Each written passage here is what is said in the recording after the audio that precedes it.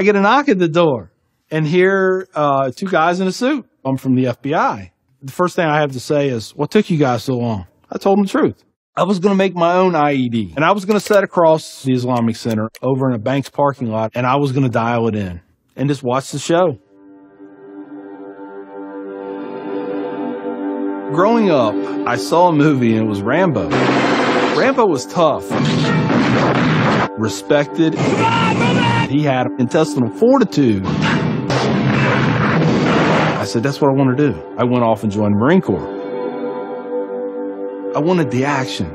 The first time I got shot at, I remember looking at my watch and I says, man, this time last year I was in English class. I fought several times in the Middle East, Desert Shield, Desert Storm, South America, Philippines, Somalia. I think the worst things that I have seen is dead children. I had to suck it up. I had to be there for my guys. Each one of those teardrops stands for a confirmed kill. I stopped adding after 26. Where I was taught, Marine Corps, just own it and then let it go. But there comes a time when there's too much of that, and you can't turn it off anymore. I want you to give me a window into your state of mind at that time.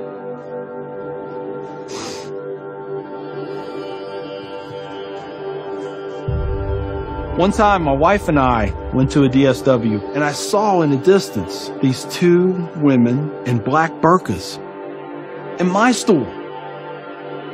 I cried as I prayed for enough strength to go over there and break both their necks. I was just angry. I was just full of hate, and it just fed off itself. At that point, I was drinking a half-gallon of vodka every 2 days. I had devised a plan, create my own IED, homemade bomb, and I was going to set it off right outside the Muncie Islamic Center. 200 plus killed or injured. That was the plan. I saw an opportunity to do one last thing for my country. This was my rationale. I knew I would end up in a federal prison with a needle in my arm. I didn't care my hatred of Islam. It was the only thing that was keeping me alive. So one day my daughter comes home, second grade maybe.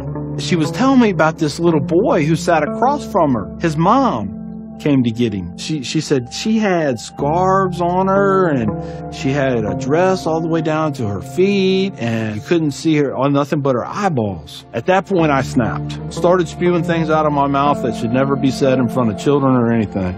She didn't say anything. It was the look on her face. I remember my daughter looking at me like I was absolutely the craziest person on the face of the earth. She was my little buddy. She used to say we were road dogs. I know I saw it in her eyes. I made her question that love. And that's when the light bulb came on. I decided to give the people of this community one more chance.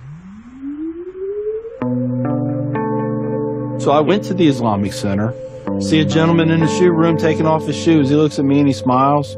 He said, "Can I help you?" And I said, "Yeah, I want you to teach me about Islam." So he went and he gave me a Quran. "Read this. Come back when you have questions." So I did.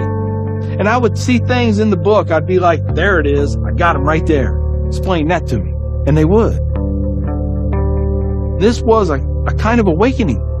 Long story short, 8 weeks after that first day I stepped into the Islamic Center, I became a Muslim.